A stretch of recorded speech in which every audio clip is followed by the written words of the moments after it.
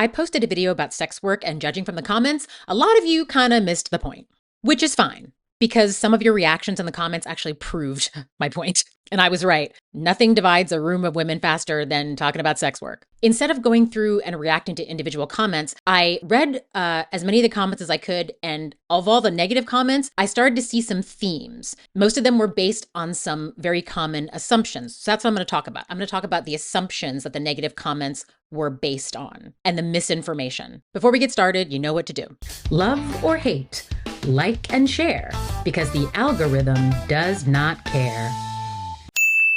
Okay, let's try this again. I made 3 very simple statements. Number 1, separate the work product from the worker, that those are 2 different things. Pornography being the product, sex work being the labor to produce the product. 2, no job is inherently empowering. The money you earn from that job is what gives you power. And 3, the circumstances under which someone does sex work matters. And those circumstances aren't always the same for every sex worker. That's it. That's basically what I said. This conversation is not about whether you personally like sex work. It's about how you think about sex, about women, labor, and power. And the comments revealed some people's very problematic feelings about both women and sex. So here we go. Assumption number 1, sex work is the same as sex trafficking. Judging from some of the comments, a lot of y'all are conflating sex work and sex trafficking as though they're interchangeable, assuming that a person who engages in sex work has been sex trafficked, coerced, etc. These are not the same thing. In 2016, Amnesty International published a report explaining their policy recommendations with regard to sex work, and in it, they provide a definition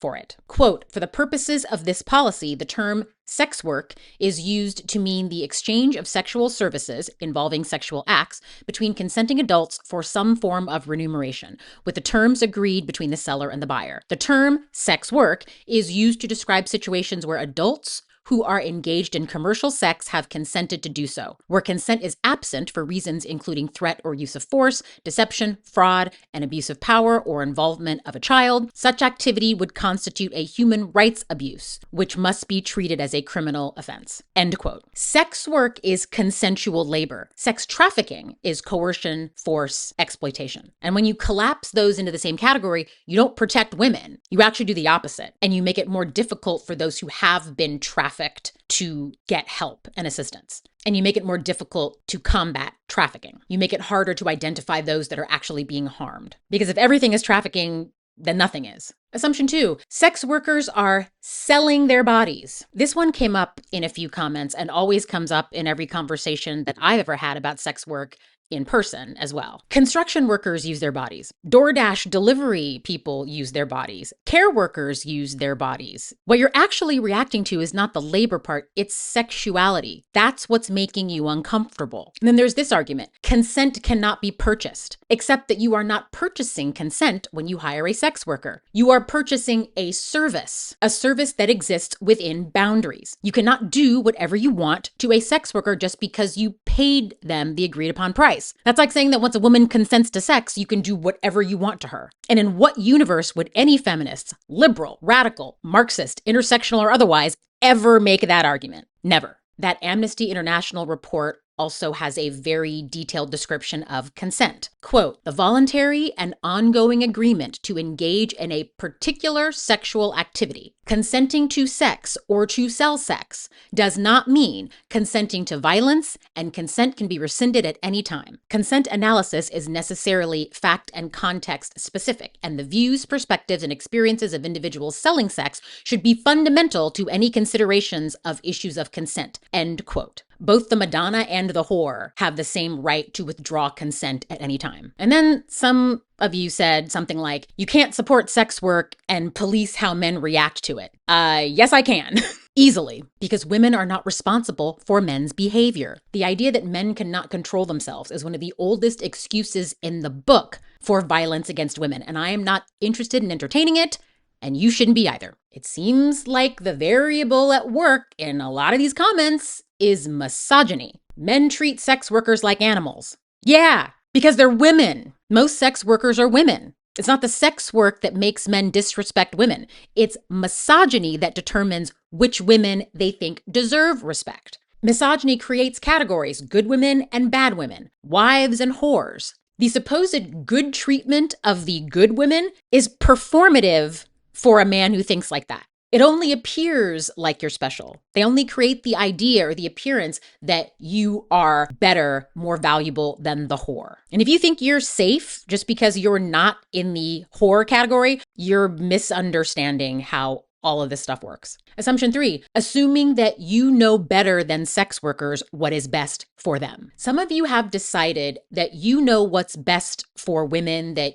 you have never been, whose experience you've never had. And that's a problem, because you cannot claim to support women while refusing to listen to them. And a lot of this confusion shows up in how people talk about the law and criminalization. People keep mixing up criminalization, legalization, and decriminalization. They're not the same thing. Those are all very distinct policies. Both Amnesty International and most sex work advocacy organizations, as in the sex workers themselves, have one simple recommendation to improve the safety of sex workers globally and to combat trafficking worldwide: decriminalization. Reading directly from the Amnesty International report. Quote, Amnesty International calls for the decriminalization of all aspects of adult consensual sex work due to the foreseeable barriers that criminalization creates to the realization of the human rights of sex workers. As described further in this policy, and I will link you to the PDF of this policy below in the description, Amnesty International considers that to protect the rights of sex workers, it is necessary not only to repeal laws which criminalize the sale of sex, but also to repeal those which make the buying of sex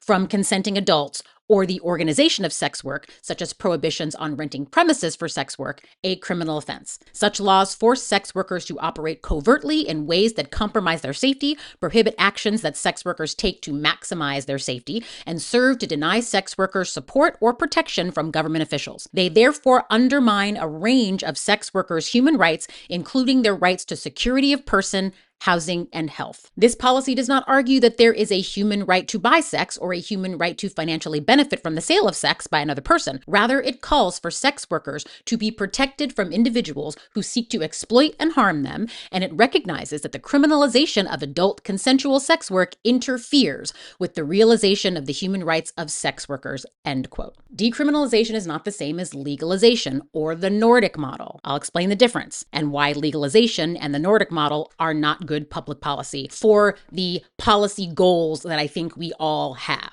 The safety of women. And this isn't my opinion or interpretation. This is the opinion of international advocacy organizations who have studied this subject, among them the sex workers themselves, the people who actually do this work. Because if you don't understand the difference between these policies, you don't understand the consequences of them. Decriminalization means removing criminal penalties from consensual adult sex work, as I just described in that quote from that report, not regulating it into a narrow legal box, not creating a special category of acceptable sex work, just removing the laws that make it a crime. That includes the sex worker, the client, and any third parties like security. The goal is simple: treat sex work like work and not like a criminal offense. Because when something is criminalized, it doesn't disappear. We know that. It just becomes more dangerous for the people doing it. Workers are pushed underground. They can't report abuse. They can't screen clients safely. They can't access legal protection without risking arrest. So decriminalization is not about endorsing sex work. It's about harm reduction.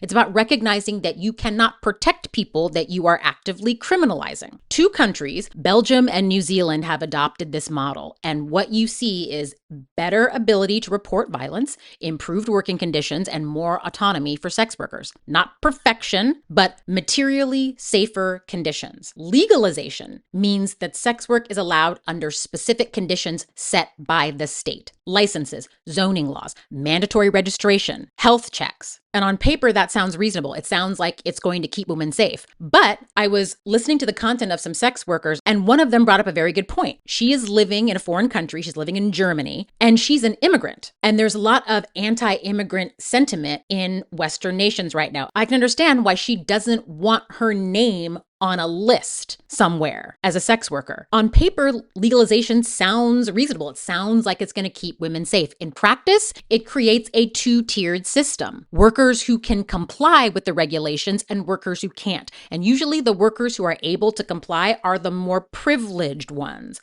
the white ones, the higher end sex workers. And the ones who can't comply are still criminalized. So instead of eliminating harm, legalization just reshapes it, or in some cases increases it. It pushes the most vulnerable people, undocumented women, immigrants, poor women, right back into the illegal market. And now they're even more exposed because the legal system has already decided that they don't qualify for protection. Now, the Nordic model takes a different approach. It decriminalizes the selling of sex, but criminalizes the buying of it. So the sex worker is not a criminal, but the client is. Sex work is seen as inherently exploitative. So instead of punishing the worker, the law targets demand, the consumer. Again, sounds good on paper. In reality, it creates a different set of problems. Because if clients are criminalized, they become more cautious and more secretive, which means that workers have less ability to screen clients, less ability to negotiate boundaries, and more pressure to accept risk. And it doesn't stop there. Even though the worker is technically decriminalized,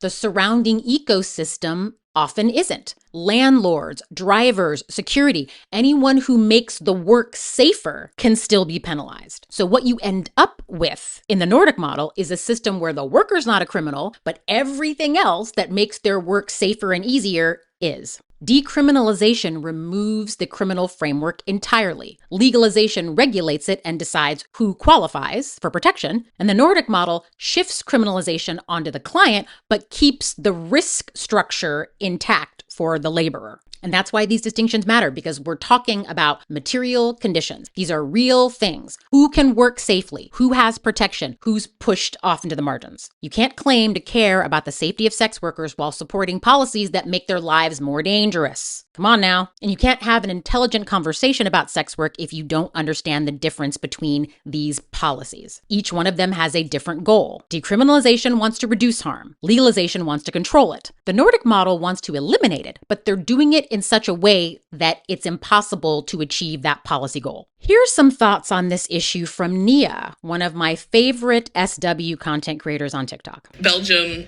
passed literal revolutionary legislation that asserted for the first time on the global stage, especially here in the West, that we are a labor force and that we should have access to the same labor protections as everybody else. A lot of people were angry about that. Obviously, your run-of-the-mill, religiously occupied and GOP and conservative types, but also your well-meaning feminists. I hesitate to call people swerfs now. Since I've been writing specifically about this phenomenon in the last few years, I've adopted something I think is a little more general, in which I just call everybody swaps, which is a sex worker antagonistic politic, because to call it an exclusionary politic, to me, almost sanitizes how actively violent the politic oftentimes is toward us. People are legislating us out of existence. That is not exclusionary. That is antagonistic. And so we need to be discussing their politic in more active voice. No, you're right. You're not a swerve because, one, you're not even a radical feminist half the time. But two, you're not just exclusionary. You are annihilationist. You literally want us to stop existing. We need to be more honest about that. But what the labor protections in Belgium reminded me, and something that is ever frustrating for me, is that hating us, and I'm talking about in the sense of feminist theory and praxis and aims, is the silliest thing you can do if you ever want to make aims, particularly in the home. There's all of this criticism about the fact that we call ourselves sex workers, that we are not allowing people to divorce us from the conversation in labor, that it is a form of labor. And that's so remarkable to me, because if you read any of your foremothers, even, the first step to rejecting work is to name it as work first. You physically cannot, you politically cannot make aims against something you refuse to name as work, as labor. And you think that y'all would know that because your psychotic foremothers from the second wave were really insistent about naming the domestic load as work for that reason. Frieden, Steinem, Dworkin, McKinnon, all of y'all mothers named the domestic load as work first. Why? So that women were able to reject it, to say, because this is labor, folks are being exploited because their labor is not being recognized as work and thus not being compensated. It's the same thing. It's why anytime you see somebody talk about the fact, when we talk about unionizing or any other mobilizing of us as a workforce, people will be like, you can't just refuse a John. First of all, you're not in that room. You don't know that. Not true. You can't just refuse a John. You can't just refuse a client. They'll just take it. What do we call that in the home? When you're sick and your husband runs in the room every 6 times, every 7 minutes, asking you what to do, making you get up and do it anyway. Me thinks you can't refuse labor either, babe. Because it's not being considered labor. Because if y'all actually used your fucking brains, you would know that the Madonna and the whore are occupying very similar, oftentimes intermingled spaces in which the Madonna, the mother's work, because of bio and gender essentialism that you play into to hate us and to hate trans folk, is saying that you cannot call something labor that is innate to womanhood. That is why you can't make gains in the home. The domestic load is seen as something less than labor, or almost more than labor. It transcends labor because it is seen as the female predicate, things you would be doing naturally. They see it as a slap in the face that you are even asking to be paid for shit they think you were born to do. Did you hear that? Your up feelings about sex work, your ignorance on this topic, and your calls for legalization or the Nordic model instead of decriminalization are interfering with your own liberation.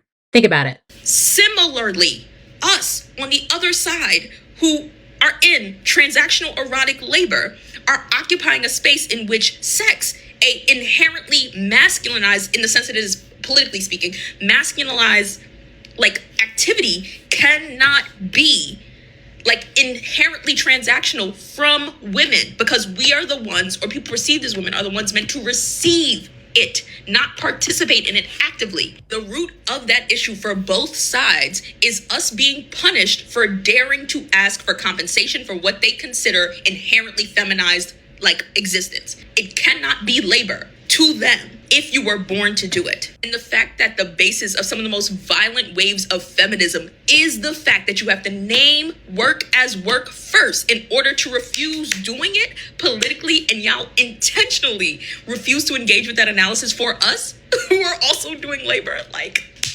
Assumption 4, this is just capitalism, laying all of the blame at the feet of capitalism. The idea that if it weren't for the labor exploitation of the capitalist system, there'd be no need for women to perform sex work. But that's actually not true. Yes, capitalism shapes the conditions of labor. Capitalism might make it more likely for a person to engage in sex work that in a more fair system might not have. But sex work didn't start with capitalism. It far predates it. They don't call prostitution the oldest profession for nothing. We can lay the blame for a lot of horrible things at the feet of capitalism, but the elimination of capitalism alone will not solve the problems associated with sex work nor eliminate it altogether. The bottom line is that some women, feminists included, have a lot of internalized misogyny they have yet to unpack. And I think that's what a lot of us don't want to admit. Too many of you still believe in purity culture. You think that if you distance yourself from sex workers, you will be treated differently. And it's just not true. If a man doesn't respect a sex worker, he doesn't respect you. You are not being protected, you're being categorized. And finally, this assumption. Only bad men pay for sex. I saw that in a couple of comments. You think only horrible, misogynistic men hire sex workers? Nope. Just like both good men and men get married, have children, and present themselves as respectable, both good and men hire sex workers. There's no standard type of customer. It runs the gamut. A man's job, religion, ethnicity, background doesn't determine whether or not he is safe to be around or whether he is safe to take on as a client if you are a sex worker. Only observing his behavior can tell you that. He either thinks women are people or he doesn't. Sex work does not create bad men. It reveals them. So let's bring it back to my original statements. Separate the work product from the worker. Understand that no job is inherently empowering, but the resources gained from that job are, there are office jobs, healthcare jobs, and sex work jobs. Pay attention to the circumstances under which women are making these choices and understand that most of the arguments and policy solutions presented to solve these problems associated with sex work do not work. They do not keep women safer. Listen to sex workers. There were a few in the comments, and their experiences varied widely. Some hated their jobs. They had a horrible experience, one that they're still unpacking to this day in therapy. And for some, they see it as any other job. It was the best of all the options they had to earn a living. And then some people love their job. This conversation is never just about sex. It's about how we think about women. And based on what I saw in those comments, we still have some work to do. Thanks for watching. See you next time. If you enjoy this kind of content, I invite you to watch my series, Witches, Whores, and Rebels, a feminist history of patriarchal capitalism and how to burn it down. It's a 3-part series with a 90-page companion guide that gives you the history of how we got here, centering the witch hunts, women's resistance, and providing a framework for how we move forward from here. The link is in the description when you're ready.